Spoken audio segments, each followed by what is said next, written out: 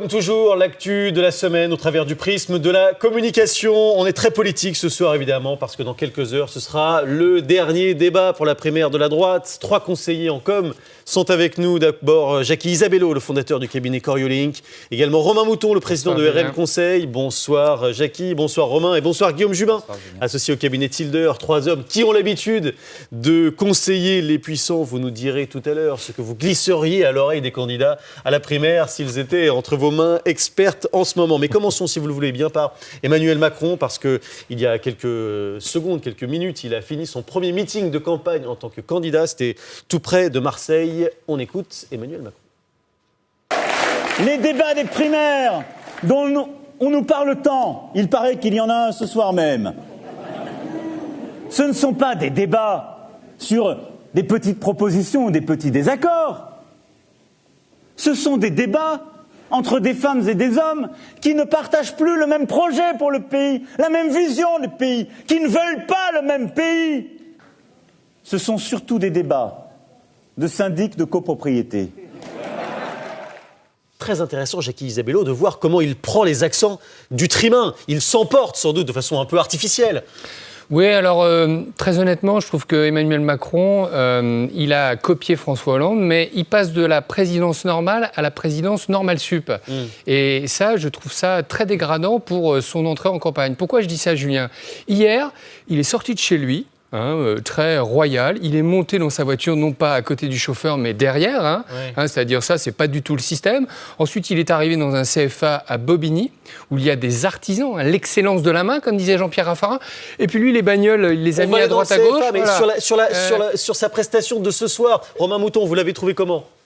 J'ai trouvé déjà qu'il a un problème de positionnement de voix en termes de communication. Il a la voix très aiguë. Ça fait vraiment petit jeune qui prend la parole. Qui n'est pas encore muet. Il va devoir rassurer à un moment donné. Ouais. Et donc c'est vrai que dans ses intonations, il va avoir besoin d'un coach vocal. C'est un premier constat suite à ce premier meeting. Guillaume Jubin, autre coaching à faire pour Emmanuel Macron. Moi, je l'ai trouvé vraiment bon. Je trouve qu'il a présidentialisé sa communication. Ouais. Jusqu'à présent, c'est un homme sans programme. Il est un peu aussi sans bilan. Mais il a une stature, il a une image. Et aujourd'hui, il a besoin de devenir potentiellement un candidat à la présidentielle et un président potentiel pour le pays. Et il a présidentialisé sa communication. C'est ce qu'il a fait hier, c'est ce qu'il continue à faire aujourd'hui. Et je pense que ces marqueurs-là, ils sont indispensables pour lui aujourd'hui. Revenons sur hier, justement, avec cette image, cette photo de lui seul sur scène. Et puis ensuite, il y a eu ce discours dans une forme qui était très solennelle. En tout cas, quand on regardait le plan de face, trop, dit Jacky Isabello. C'était pas important pour lui de se présidentialiser, comme vient de le dire Guillaume Jubin. Il avait quelques qualités. Il utilisait ces techniques, vous savez, de ces conférences qu'on appelle TED. Il est tout seul, il déambule, un peu comme nous l'a révélé Steve Jobs. Là, il était derrière son pupitre. Il n'avait pas de prompteur à l'américaine. C'était pour marquer la différence. Non, il n'a pas marqué une différence. Il s'est institutionnalisé. Et comme il n'est pas à l'aise, on l'a vu regarder ses notes, on l'a vu débiter un discours, on l'a vu enlever tout ce qui faisait l'originalité de son discours. Donc, d'ailleurs, on a bien vu dans les commentaires qui ont été livrés, il a livré une prestation qui était artificielle. Il aurait dû livrer une prestation authentique. Donc, son discours, ses images, le cheminement vers le discours, le contexte, tout ça a été gommé. On s'est retrouvé avec un type qu'on nous a dit, bon, il veut devenir président de la République, ok, on en a plein comme ça, et maintenant, c'est quoi ta différence, Emmanuel ? Là, on ne les voit pas. La différence, c'était une différence de lieu. C'est vrai qu'on ne l'a pas vu sur cette image-là, mais quand on faisait le contre-champ, vous avez raison, Romain Mouton, on se rendait compte qu'il était dans un centre pour apprentis. C'était cette ambiance-là. On voit des images de ce centre pour apprentis. C'est là qu'il a décidé de lancer sa campagne. Pourquoi, d'après vous ? Parce que ça fait bien. On parle apprentissage. On est dans un département périphérique, en banlieue parisienne, sauf que tout était fake. Parce que pourquoi fake ? Déjà, on n'a pas vu de jeunes, on n'a pas vu d'apprentis. Alors c'est bien beau d'aller dans un centre d'apprentissage, mais on ne voit pas de jeunes. Donc il y a un moment donné où du coup ça annule l'effet centre d'apprentissage. Il était entouré d'une nuée de journalistes. Et donc voilà, déjà ça c'était fake. Et deuxièmement, si on remonte sur à qui appartient ce centre de formation d'apprentis, c'était un centre de formation d'apprentis choisi au hasard. Tout était calculé. qui est derrière Monsieur Patrick Toulmé. Et qui est Monsieur Patrick Toulmé ? D'ailleurs, un clin d'œil. Il était sur la liste de Valérie Pécresse en 2010 au régional.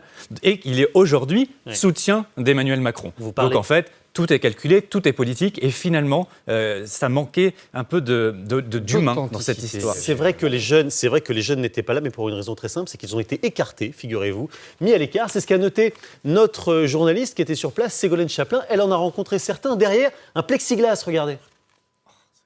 Vous entendez quelque chose ? Non, on n'entend rien. Donc c'est un peu dommage, quoi. On ne peut pas accéder au moment où il fait sa déclaration, alors que juste quelques mois avant, il est venu nous rencontrer dans notre section, carrément, face à nous, pour vouloir, je ne sais pas comment je pourrais dire, faire le beau, on va dire. Et là, on n'a même pas accès à ses propos. Ah oui, on est rentré, on se fait jeter.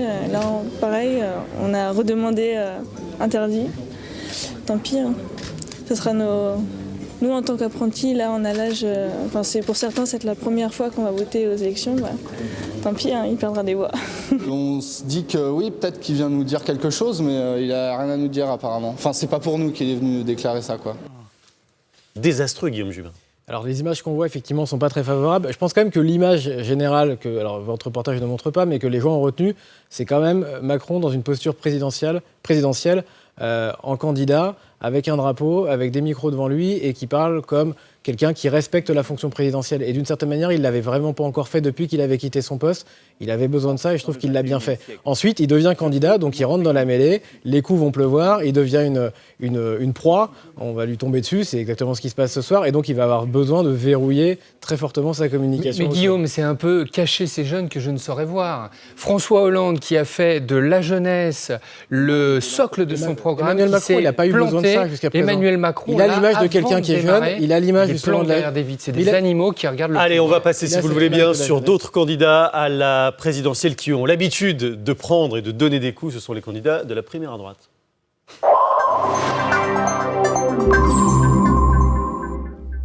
Vous leur diriez quoi, Jacky Isabello, alors si vous les aviez sous la main ce soir aux 7 candidats ?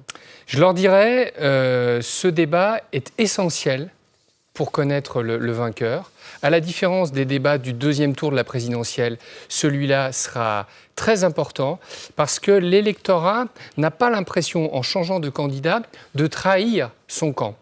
Il est dans son camp et il peut véritablement changer de candidat. On l'a vu avec François Fillon, qui a démarré quasiment sous la table et puis qui est sorti, qui s'est épanoui et qui aujourd'hui peut prétendre à la victoire finale. On peut dire ça. Donc il faut qu'ils lâchent leur coup, mais en même temps il faut qu'ils restent présidentiels. Il ne faut pas qu'ils soient trop méchants parce qu'ils devront gouverner ensemble. Ça va être très intéressant de voir comment la rhétorique va devoir montrer à la fois qu'on peut claquer le beignet de son opposant, mais en même temps, on doit rester assez présidentiel. Vous parlez de François Fillon, c'est sûr qu'il jubile. Écoutez-le, c'était ce week-end. Mais je voudrais surtout vous remercier tous d'être venus là, 1500 personnes. Vous êtes sûr que vous ne vous êtes pas trompé de réunion ? Pourquoi est-ce que vous êtes là ce soir ? Vous venez soutenir un candidat dont tous les médias vous disent matin, midi et soir qu'il n'a aucune chance. On se demande vraiment si vous aimez souffrir. Romain Mouton, la com, on le dit souvent, c'est une dynamique. Comment on transforme une image de loose, un peu, qu'avait François Fillon, en win-attitude, si on peut dire ?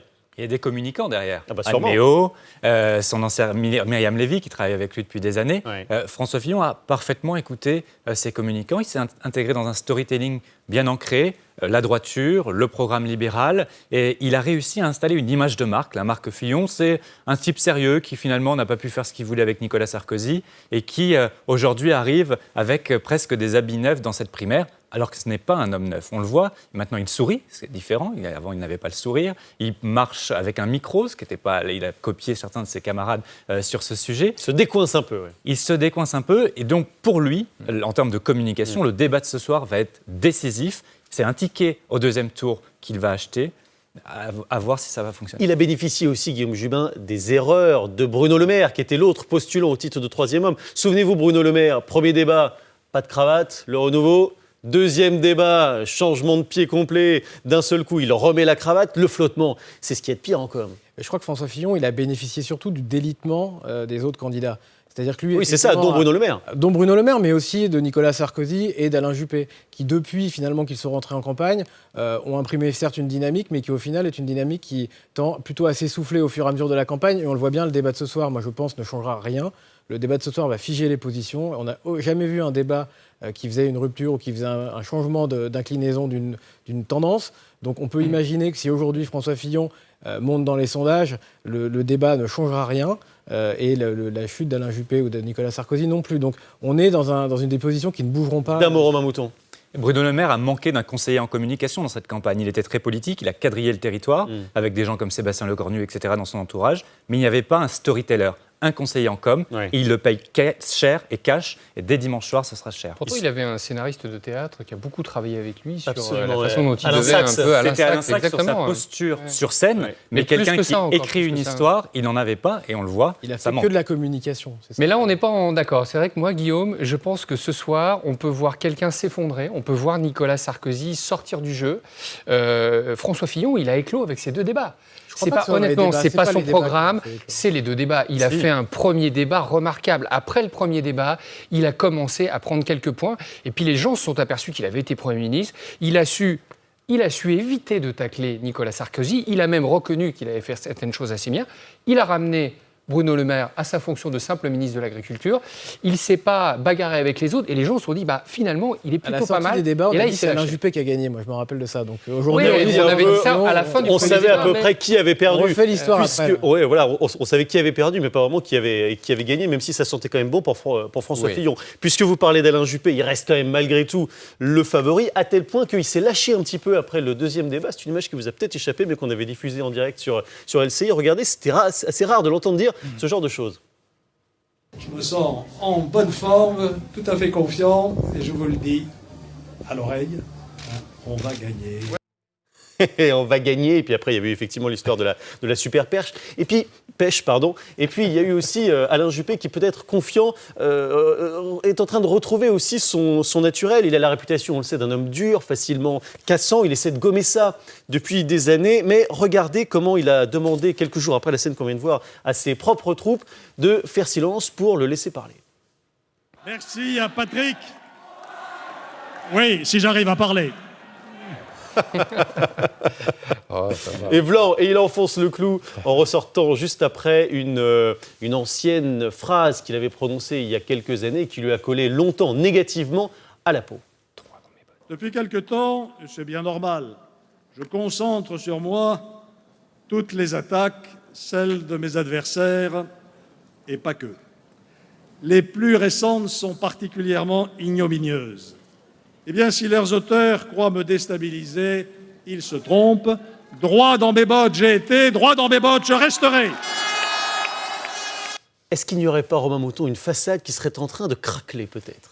C'est le naturel qui revient C'est ça. au galop, c'est sûr. Mais je pense que les gens, en termes de communication, ils ne sont pas dupes du jeu d'Alain Juppé. Et d'ailleurs, ils acceptent le côté un peu rigide d'Alain Juppé, ce qui l'intéresse et ce qui l'incarne. Et d'ailleurs, on le voit dans chaque débat, et encore ce soir. Il veut incarner la figure tutélaire, c'est celui qui rassure, et il va ce soir encore vouloir rassurer, celui qui tient le choc et qui est dans une certaine constance dans ses prises de position. Et finalement, jusqu'à présent, ça lui a bien fonctionné. Est-ce que ça va fonctionner jusqu'à dimanche ? Et oui. Là est l'enjeu. Parce que Guillaume Jubin, si on est trop défensif, parfois on finit par se faire prendre en compte en foot. Absolument, et on l'a vu dernièrement, c'est pas toujours le gagnant 15 jours avant qu'il l'est le jour de l'élection. Et je pense qu'Alain Juppé, son plus grand risque, il est là, puisque depuis qu'il est rentré en campagne, finalement, on a eu de cesse que de le voir plutôt stagner dans les intentions de vote qui étaient les siennes. Donc aujourd'hui, il n'a que des risques à prendre, et je pense que ce soir, il va le faire, c'est exactement ce qu'il avait fait dans les précédents débats, à savoir rester sur l'Aventin, rester de côté, et laisser les autres se donner les coups entre eux. Quelles sont les fautes de quart à éviter, Alors, Isabello ? rappelons quand même où on en était au début de la primaire. Au début de la primaire, on nous a dit Sarkozy vient de reprendre le parti, le socle de droite lui est acquis, c'est plié, la primaire c'est Sarkozy. Et tout le monde avait dit à Juppé, tu vas perdre. Il y a un an, c'était ça. Finalement, la base s'est élargie. On ne se souvient pas tout à fait de la même chose. Si, mais vous reprendrez les papiers, c'était ça. La base s'est élargie, on a eu les premiers sondages, les sondeurs se sont installés, ils ont commencé à trouver les méthodologies et on s'est aperçu que la base électorale était beaucoup plus large. Et là, on s'est dit, à partir de 2 millions, 3 millions, on a plus de centre et Juppé devient le candidat favori. Après, il s'est installé, il est monté jusqu'à 43%. Son seul défaut à Juppé, c'est qu'il est strict, c'est pas un rigolo. Rappelez-vous que c'est le meilleur d'entre nous. En 95, on disait, la blague, c'est heureusement que Jacques Chirac a gagné, parce que si ça avait été Balladur, on aurait Juppé comme Premier ministre. Donc, il était le président quasiment acquis. Il a subi tous ces revers. Il fallait qu'il fasse craquer l'armure. Aujourd'hui, il l'a fait craquer. Il n'est pas allé au niveau de Balladur qui disait « je vous demande de vous taire ». Voilà, là, il s'est un peu marré. Il s'en est souvenu. Ça rappelait un petit peu ça. Mais vous avez raison, il a tout à perdre, ou en tout cas d'avoir un second qui soit trop proche de lui. Et on fera un débriefing complet de ce troisième débat de la primaire de la droite et du centre sur LCI de 23h à 1h du matin en direct tout à l'heure. Merci beaucoup à tous les trois. Merci. Le grand soir politique se poursuit avec Justine Corbillon tout de suite en haut de l'affiche.